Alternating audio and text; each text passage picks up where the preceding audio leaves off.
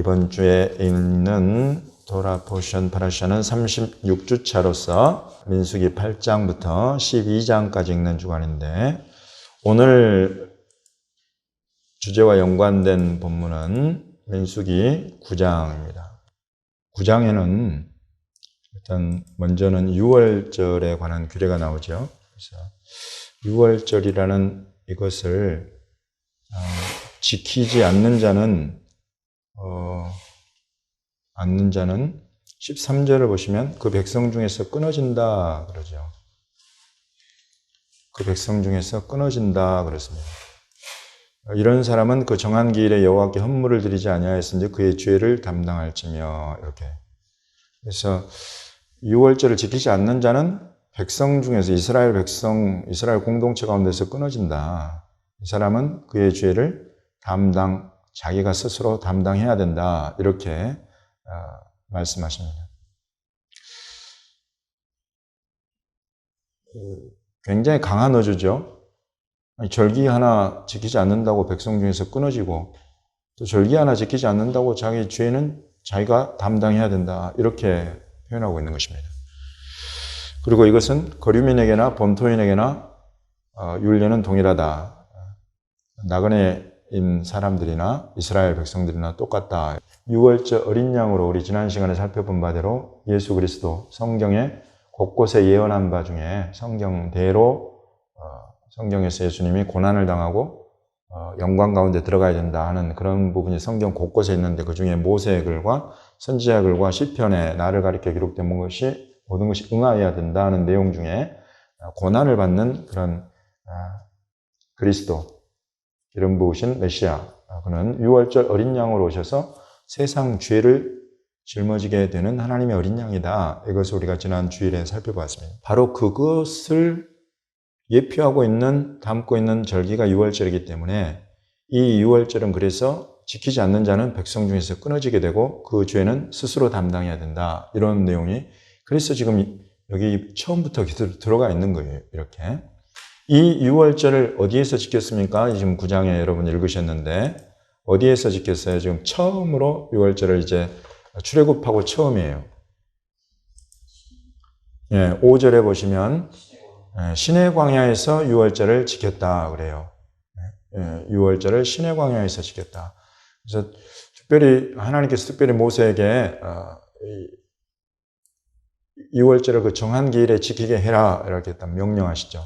그래서 지금 사실 이제 유월절이 제정되고 출애굽 때 그야말로 이집트를 떠나서 처음으로 유월절을 지키는데, 그것이 이제 지키는 곳이 시내 광야에서 유월절을 지킵니다. 이게 완성입니까? 과정이지요. 출애굽해서 광야는 과정입니다. 완성은, 그 성취는 어디입니까? 어디에서 유월절을 지키게 됩니까? 하나님이 택하시는 한 장소, 한 도시, 한 지파의 도시, 이런 것들이 실은 하나님이 예언하시고 이루어 가시는 그 성취를 향해 가는 거예요. 출애굽에서 광야에서 지금 이 유월절을 지키는데, 이것의 성취는 그래서 어디냐면 유다 지파가 관할하게 되는 예루살렘이 이제 그 성취의 장소예요. 예루살렘에서 이 유월절을 지키게 되는 것, 이것이 이제 이 땅에 출애굽한 이스라엘 백성에게 주신 그 언약의 성취의 현장은 예루살렘이다. 성경이 우리에게 가르치고 있어요. 선지자들의 글을 보겠습니다. 스가랴입니다. 오늘 2장 10절부터 4장까지 읽습니다. 우리가 아까 읽은 모세의 글 민수기 9장의 내용과 연관되는 내용을 본다면 3장에서 내가 내 죄악을 제거하여 버렸다라는 말씀과 더불어서 9절에 이 땅의 죄악을 하루에 제거하리라, 이런 말씀을 하시죠. 그래서 특별히 지금 이런 말씀을 듣고 있는 사람이 대제사장 여호수아라고 하고, 여호수아는 이제 이스라엘 히브리어 이름에서 여호수아, 예슈아, 호세아, 이제 같은 이름으로 서로 통용된다, 이렇게 말씀을 드렸어요. 지금 여기에서는 실은 예슈아 우리가 지금 읽을 수가 있고, 실제로 이 대제사장 여호수아를 또 예슈아라고 부르는 것도 있습니다.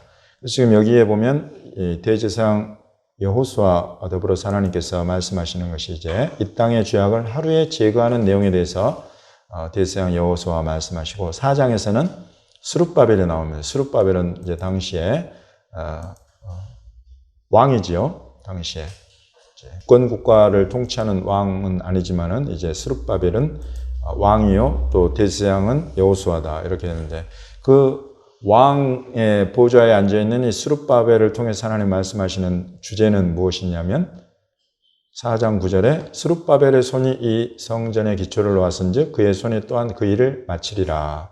그러면 이 스룹바벨에게 주시는 사명은 무엇이냐면 성전을 마치는 것, 완성하는 것이죠. 그래서 이제 그래서 바벨론에 의해서 무너졌던 1차 성전, 솔로몬 성전, 하나님의 집을 스룹바벨을 통해서 하나님이 다시 짓게 하신다 하는 소명을 지금 이곳에서 주시는 것이죠. 그래서 제2성전이라고 우리가 부르는 그 성전이 스룹바벨을 통해서 지어집니다. 그래서 이 스룹바벨을 통해서는 이제 하나님의 집, 성전을 짓는 것에 대해서 말씀하시죠. 이렇게 지금 이 땅의 죄악을 하루에 제거한다. 여호수아, 예슈아와 더불어서 나누는 이 말씀. 이 일이 언제 일어났습니까? 하루에 이 땅의 죄악을 제거하는 사건. 6월절에 예수님이 어디에서? 십자가 위에서 바로 이 일을 이루어 버리시지요. 그래서 이 날은 무슨 날이었습니까? 6월절이었다. 그래서 우리 민수기 9장의 내용, 6월절에 연관된 그 내용을 지금 여기 스가랴를 통해서 하나님 동일하게 말씀하고 계시고, 그 일을 예수님이 이루셨다 하는 것을 우리가 알 수 있습니다. 이 일이 이루어지는 곳이 어디입니까? 곧 예수님의 십자가 사건이 6월절에 이루어진 곳, 장소, 예루살렘입니다. 예루살렘. 이렇게 하나님의 오래전부터, 심지어 창세 전부터 계획하고 이루시는 인류 구원의 역사, 저와 여러분의 죄를 없애버리시는 죄 사함의 역사는 하나님이 오래전부터 계획하시고 이스라엘을 택하셔서 이스라엘의 절기 안에 넣어주시고, 이스라엘 그 수많은 지파들 중에 유다 지파를 택하시고 유다 지파의 도시인 예루살렘 가운데에 하나님의 집을 짓게 하고, 이런 모든 것들은 전부 다 하나님의 계획하신 그 뜻을 따라서 하나님의 때에 이루어지고 있다는 것을 우리가 알 수 있습니다. 그런데 오늘 이제 여기 스가랴 2장, 우리가 읽은 2장 10절, 11절, 12절, 13절 내용이 이것과 연관되어서 아주 중요한 내용입니다. 이 부분은 이따 다시 돌아와서 한번 보겠습니다. 예수님의 말씀을 읽어보겠습니다. 이것과 연관되어서 예수님의 말씀, 누가복음 24장, 지금 누가복음 24장 1절에 안식 후 첫날, 요 말씀은, 여기 안식은 요일 안식일일 수도 있고, 그러나 가장 확실한 것은 이제 요일 안식일은 일 수도 있다라고 제가 말씀을 드리고, 가장 확실한 것은 이것은 절기 안식일이다. 왜냐하면 예수님은 6월절에 세상 죄를 지고 하는 하나님의 어린 양으로서 십자가에 달려 죽임 당하셨기 때문에 6월절 어린 양으로, 6월절 14일 바로 그 다음 날은 안식일이다 말이죠. 왜냐하면 무교절의 첫날은 안식일로 지키기 때문에. 그래서 그 첫날 안식일, 그 안식일 이후 바로 그 다음 날 안식 후 첫날이다 하는 것이죠. 그래서 이날을 이제 14, 15, 16일이다. 그래서 예수님 죽임당하시고 사흘째 되는 날 예수님은 이 무덤에서 부활하셨다. 이것이 성경이 예언하고 있는 바다 하는 것입니다. 이 일이 일어난 곳이, 장소가 어디입니까? 어느 도시에서 일어났습니까? 예루살렘에서 일어났습니다. 예루살렘. 어디 다른 이스라엘의 수많은 유명한 도시들이 많지만 예루살렘에서 이 일이 일어났다. 그래서 이 일이 일어난 예루살렘을 이제 엠마오로 떠나는 두 제자 이야기가 나옵니다. 이들을 굳이 예수님 찾아가세요. 여러분, 왜 이 엠마오로 가는 두 제자를 왜 만나셨는지 한번 생각해 보셨어요? 많은 일들이 있는데 그 중에 엠마오로 떠나가고 있는 이 두 제자를 주님이 만나셨다는 거예요. 만나서 예수님이 이제 그 성경을 모세의 율법, 우리가 지금 하는 것처럼 모세의 율법과 선지의 글, 이걸 통해서 예수 그리스도께서 고난을 받고 영광에 들어가야 된다는 것을 풀어주셨다는 거예요. 이것을 풀어주시니까 제자들이 어떻게 했어요? 예루살렘으로 돌아갔어요.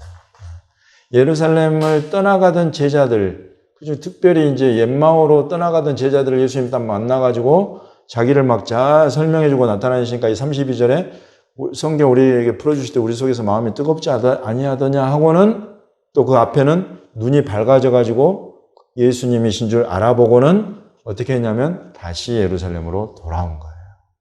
그래서 살다 보면 우리 눈이 어두워져가지고 우리 마음이 어두워져가지고 하나님의 뜻과 비전에서 벗어나게 되는 것들이 생겨요. 주님은 지금 여전히 그 뜻이 예루살렘인데 엠마오에 가야 되겠다고 가버리는 거예요. 갈 때에 지금 이 두 사람을 주님 특별히 지금 찾아가셔서 자기를 나타내시면서 말씀을 열어주시니까 이 사람들이 다시 예루살렘으로 돌아오게 되었다. 곧 주님의 뜻과 비전과 그 말씀과 언약이 지금 풀어져야 되는 아주 중요한 장소, 그곳으로 다시 돌아온 거예요. 시간과 장소, 이러면, 그런 6월절도 하는 시간이요. 예루살렘도 하나의 장소인데, 시간과 장소를 초월하는 것이 이제 하나님 나라이지요. 우리는 결국은 이 시공간을 초월하는 하나님의 나라로 우리가 들어가게 될 것입니다. 그것이 이제 새 예루살렘이라고 우리가 부르는 하늘의 예루살렘, 그 안으로 우리는 들어갈 것에 대해서 초도 의심의 여지가 없어요. 완전 시공간을 초월하는 개념이 될 것입니다. 우리의 어떤 이런 그 3차원적인 시공간을 말하는 거예요.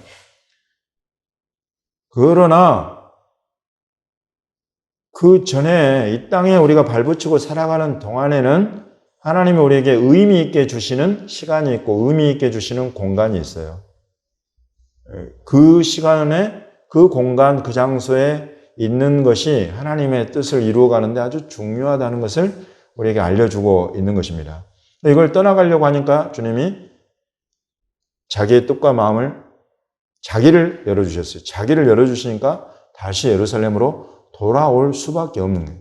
그게 돌아와가지고 이제 예루살렘에 있는 제자 공동체를 만나고 이제 그 제자 공동체에 다시 찾아오신 예수님 앞에 서게 되는 거예요. 그리고는 이 예수님이 무슨 말씀하시면 이 죄사함을 없게 하는 회개, 예수 그리스도의 이름으로, 그것이 이 예루살렘에서 시작돼야 된다는 거예요.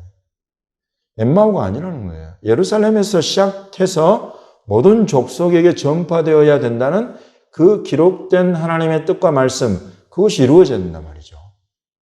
예수님은 그 땅에 오셔서 초림이며 이제 재림까지 모든 것을 하나님의 뜻과 말씀을 따라서 순종하면서 이루어가는 것이다. 저와 여러분의 삶도 예수님을 우리가 주인으로 섬기고 따르는 삶이니만큼 우리는 더욱더 우리 하나님의 뜻과 말씀이 무엇인지를 잘 알고 순종해 가야 될 줄로 믿습니다. 그래서 이제 이렇게 딱 말씀하시고는 이 일이 이루어지려면 이제 아버지께서 약속하신 성령을 너희가 부음 받아야 된다. 그래서 약속하신 것을 너희에게 보낼 것이니 위로부터 능력으로 입혀질 때까지 이 성에 머물러라. 이 성이 어디예요? 예루살렘입니다. 예루살렘에 그때까지는 머물러야 되는 거예요. 그래서 이제 이 말씀까지 딱 하시고 이들을 데리고 이제 올리브산 넘어서 베다니 앞까지 나가서 축복하시면서 축복하실 때 하늘로 올려주셨다.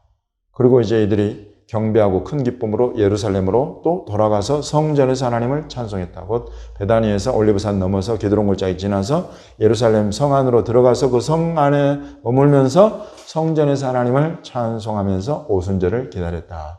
요 말씀인 거예요. 분별이 필요하고 굉장히 은혜가 필요한 그런 아주 중요한 하나님 사역의 출발, 그 시작점을 지금 우리에게 기록해서 보여주고 있습니다. 그리고 이것은 모세글에서부터 시작되어서 이 시공간에 관한 모든 것, 그리고 스가랴서를 통해서 시공간에 관한 모든 것, 이런 것들이 온전히 예수 그리스도의 십자가와 그 부활, 이런 모든 것들이 6월절 무교절의 첫날 안식일, 그리고 안식 후 첫날 첫 이삭을 드리는 초실절에 예수님 부활하시고 하는 이런 모든 것들이 전부 다 그 시간과 공간 이 속에서 그대로 하나님의 뜻을 따라 성취되고 있다 하는 것을 다시 한번 확인하고 있어요. 여러분, 오늘 예루살렘을 우리가 다시 한번 제가 여러분에게 지금 상기시켜 드리는 뜻은 어제 그제가 6월 7일이었죠. 6월 7일이 1967년 6월 7일에 이 예루살렘이 다시 이스라엘에게로 돌아간, 회복된 날이죠. 그 주간이에요, 이번 주간이. 그래서 제가 다시 한번 이걸 통해서 상기시켜 드린 것입니다. 이것은 단순히 어떤 정치적이거나 단순히 어떤 국가적이거나 단순히 어떤 이 피지컬한 물리적인 차원의 그런 일들이 아니다 이거예요. 이것은 하나님의 언약의 말씀의 성취여 우리 주님께서 하신 예언의 성취로서 이루어진 일이다. 교회가 눈을 뜨고 귀를 뜨고 마음을 떠서 이것을 깨달아야 된다 이거예요. 주님이 성경을 열어서 이것을 계속 제자들과 교회들을 깨우치시는 것은 그걸 깨우치고 알아야 하나님의 뜻과 비전과 말씀의 바른 방향과 비전으로 하나님의 일을 이루어갈 수 있다 하는 것입니다. 아주 중요한 내용이죠. 우리 사도들의 보고 아까 우리 스가랴서 2장으로 돌아가면서 마무리를 할 건데 오늘 사도들의 글은 두 군데를 보겠습니다. 이 계시록 11장은 15절을 보시면 이제 일곱째 천사가 나팔을 부는 것을 다루고 있어요.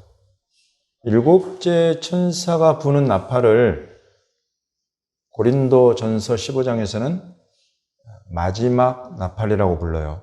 실제로 일곱째 나팔이 마지막 나팔이에요. 그것이 불려지면 마지막 나팔 소리에 피톰, 순식간에 호련히 갑자기 저와 여러분이 예수 그리스도 안에 있다가 호련히 트랜스포메이션, 부활의 신령한 몸을 입게 되는 그 일이 일어난다 하는 것이 바로 이때예요.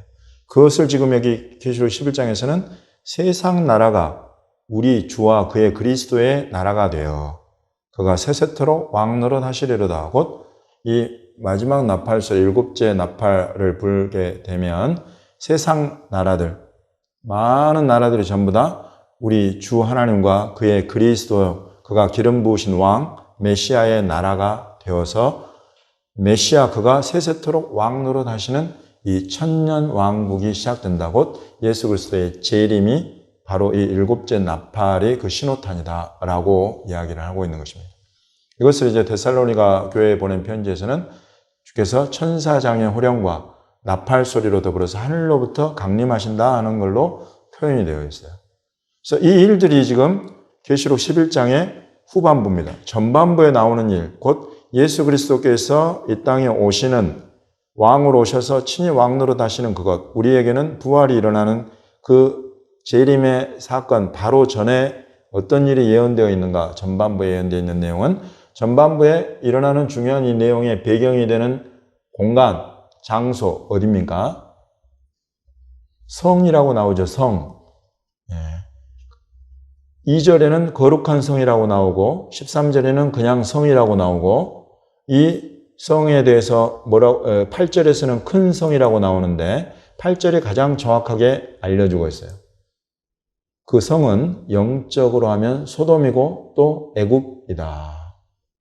굉장히 영적으로 혼탁하고 타락하고 난잡하고 더러운 곳이 되어 있어요. 그런데 그곳은 어디냐면 그들의 주께서 십자가에 못 박히신 곳 어디입니까? 예루살렘인 것입니다. 이 예루살렘을 배경으로 하고 있는 일이에요. 근데 이 예루살렘을 배경으로 지금 어떤 일이 일어난다는 거예요? 11장 전반부에 보면 두 증인이 예언을 하는 일이 일어난다 하는 것입니다. 이 두 증인이라고, 우리가 증인이라고 할 때는 누구의 증인이에요? 네, 우리가 성경에서 특별히 이런 신구약 성경에서 증인 이런 부분, 하나님의 일을 맡은 이런 증인들은 전부 다 이 주 예수 그리스도의 증인들이에요. 구약에서도 간접적으로 선지자들이랄지, 그러나 또한 신약에서 사도들은 당연히 예수 그리스도를 증언하는 사람들, 그걸 증인이라고 하는 거예요. 여기서도 이 증인들은 예수 그리스도를 증언하고 우리 하나님의 말씀과 예수 그리스도의 복음을 계속 예루살렘이 성을 배경으로 해가지고 이 성에서 예언하는데, 이 지금 예루살렘에서 일어나는 이 주 예수를 증언하는 이런 증인들의 사역의 대상은 실제로 예루살렘뿐만이 아니라 백성들과 족속과 방언과 나라들이에요. 전 세계를 실은 대상으로 하고 있는, 전 세계 사람들이 이 두 선지자, 두 증인의 사역을, 이들의 예언을 보고 듣고 있는 것입니다. 그래서 예수 그리스도께서 이 땅에 오시기 직전에 분명히 어디에서? 예루살렘에서 누구를? 예수님을 증언하는 증인과 선지자들이 사역을 하는구나 하는 걸 알 수 있어요. 근데 많은 사람들이 이 사역을 싫어해. 예수 그리스도 이름과 복음과 말씀을, 예언을 받기를 싫어한단 말이죠. 이제 이런 사람들을 땅에 사는 자들로 표현하고 있어요. 그리고는 여기에 지금 나오는 내용이 증언을 다 마치게 되면, 증언도 못 마쳤는 게 아니에요. 다 마치게 되면 마칠 때 무적행으로 올라오는 짐승이 전쟁을 일으켜서 그들을 이기고 그들을 죽인다는 거예요. 그래서 그 시체가 큰 성 길에 있다는 거예요. 그래서 이 시체를 전 세계에서 다 보게 된다는 그런 내용인 것입니다. 그래서 이제 그렇게 하고 이 성에서 이제 일어나는 일이 11절에 보면 3일 반 후에 다시 하나님께로부터 생기가 그들 속에 들어가서 발로 일어나서 구경하는 자들이 크게 두려워하는 일이 있다. 그래서 이제 하늘로 올라오라는 말을 듣고는 구름을 타고 하늘로 올라가 버린다. 원수들도 구경하게 되는 이런 일이 일어났는데, 이러고 나면 이제 13절에 그때 큰 지진이 나서 성 10분의 1이 무너지게 된다는 거예요. 하나님의 그 뜻, 구약에서부터 예수님 초림과 예수님 하늘로 올라가시고 신약시대, 교회시대, 복음시대가 쭉 전파되고 지금 이것은 이제 주의 재림 직전이에요. 근데 그 중심에 어느 도시가 등장을 해요? 예루살렘이 계속 등장해요. 요거 우리가 볼 수 있어야 된단 말이죠. 교회가 이거 볼 수 있어야 돼요. 이거 놓쳐버리면 엠마오로 가는 제자가 되어버립니다. 그러나 주님이 계속 성경을 열어주시면서 하나님 나라 구속사의 초림과 재림의 핵심으로 등장하는 곳이 지금 예루살렘이구나 하는 것을 우리가 보아야 돼요. 그래서 특별히 주의 재림을 준비하는 교회들, 신부들은 마지막 때 사역을 감당하는 사람들일수록 이 이스라엘과 예루살렘에 주 예수 그리스도의 이름과 그 복음이 증언되고 선포될 것에 대해서 이걸 이해함이 없다거나 무관심한다거나 놓아버린다거나 성경적으로 말이 안 되는 상황인 거예요. 이제 이 부분을 우리가 아까 스가랴 2장 10절부터 다시 한번 확인해 보겠습니다. 여호와의 말씀에 시온에 따라 노래하고 기뻐하라. 시온은 어디입니까? 예루살렘입니다. 예루살렘의 시적인 표현이에요. 그래서 예루살렘아 노래하고 기뻐하라 이런 거. 왜냐하면 이는 내가 와서 내 가운데에 머물 것입니다 라고 해요. 너는 어디입니까? 당연히 시온이고 예루살렘 가운데 내가 머물 거다. 11절을 보시면 그 날에 10절과 11절이 같은 시기인지 아니면 다른 시기인지는 불명확해요. 그러나 11절 맨 앞에 그 날에 여기 나오는데 어떤 날을 말하는 거냐면 많은 나라가 여호와께 속하여 내 백성이 될 것이요 하는 날을 말하는 것입니다. 언제입니까? 지금이지요. 나는 내 가운데에 머물리라. 내가 만군의 여호와께서 나를 내게 보내신 줄 알리라. 이렇게 말씀하십니다. 그러면서 12절을 보시면 여호와께서 장차 유다를 거룩한 땅에서 자기 소유를 삼으시고 다시 예루살렘을 택하시리니 모든 육체가 여호와 앞에서 잠잠할 것은 여호와께서 그의 거룩한 처소에서 일어나심이니라 하더라 라고 되어 있습니다. 스가랴는 굉장히 중요한 선지자입니다. 그리고 스가랴는 굉장히 중요한 책이에요. 예언서예요. 이것은 놀랍게도 예수 그리스도의 초림과 재림을 아울러서 예언하고 있는 책이 스가랴 선지서입니다. 이 예수 그리스도께서 지금 10절은 우리가 어떻게 보면 예수 그리스도의 초림이라고도 볼 수 있어요. 예수님께서 직접 오셔서 내 가운데에 머물고 있는 것. 예수님께서 이 땅에 이 이스라엘 예루살렘에 오셔가지고 그 가운데에 머무시는 것. 그러나 이때에는 많은 나라가 여호와께 속하여 주 예수의 백성이 되지는 않은 때지요. 그러나 지금 11절은 그날에는 많은 나라가 여호와께 속하여 내 백성이 되는 날을 예언하고 있어요. 나는 내 가운데에 머물리라. 이때에도 나는 내 가운데에 머물겠다 하시는 거예요. 그러니까 예수님은 초림 때 오셔서 그 모든 사역을 다 이루시고 아버지 보좌 우편에 올라가 계시지만 이제 다시 예루살렘 가운데에 이스라엘 예루살렘 유대인들 가운데에 오셔서 12절을 보시면 자기 소유를 삼으시고 다시 예루살렘을 택하신다는 말씀이 있어요. 이제는 모든 육체가 여호와 앞에서 잠잠할 것은 여호와께서 그의 거룩한 처소에서 일어나신다. 여기 하나님께서 일어나신다. 이런 표현은 하나님께서 이제 움직이신다. 이러는 것이고 실제로 우리 주님이 이 땅 위에 다시 오셔서 왕으로서 모든 나라들을, 모든 육체를 다스리고 통치하시는, 심지어는 이제 심판주로서 오시는 그 장면을 예언하고 있다고 우리가 볼 수 있는 내용이 바로 이 내용입니다. 실제로 스가랴서 지금 1장, 2장 이런 부분을 보시면 예루살렘과 연관해서 처음 예루살렘과 나중 예루살렘을 완전히 다르게 묘사하고 있는 걸 알 수 있어요. 그래서 나중 예루살렘은 이제 성곽 없는 성이 될 거다 하는 게 예언이 되어 있어요. 당시로서는 불가능한 거예요. 성은 성이 있어야 돼요. 성곽이 있어야 돼요. 그 안에 들어가야 보호받고 안전하게 살 수 있고 밖으로 나오면 도적과 짐승과 모든 위험에 노출되는 그런 상황인데 스가랴는 예언하기를 이제 예루살렘은 성곽이 없는 성과 같이 될 것이다 라는 걸 예언해요. 수많은 나라와 백성들이 하나님의 백성으로 들어와 있는 그때에 우리 주님이 다시 오시기 직전에 주님은 신실한 주의 증인들, 선지자들을 자기 말씀을 맡겨서 다시 보내는 곳이 있는데 예루살렘으로 보내신다.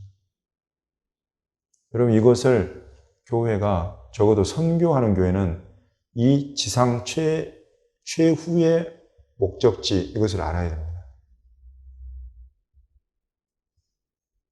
이곳으로 정말 힘을 합해서 기도를 모아서 재정을 모아서 사람들을 모아서 예배자들로 전도자들로 계속 파송할 줄 알아야 된다. 작고 조그마한 유대인들, 이스라엘을 통해서 지금 주님이 전 세계로 이것을 확장하고 전 세계로 확장한 이것을 다시 싹 끌어모으시는 곳이 있는데 이게 예루살렘. 이곳에서 최후의 증언이 일어나고 이 증언한 사람들이 죽었다가 또 다시 살아나는 일들도 있고 하늘로 올라가고 지진이 나고 7천 명이 죽고 마지막 나팔이 울려 퍼지는 이런 일들이 이 마지막 때 지금 예언된 아주 중요한 증거들로 우리 앞에 기록이 되어 있다.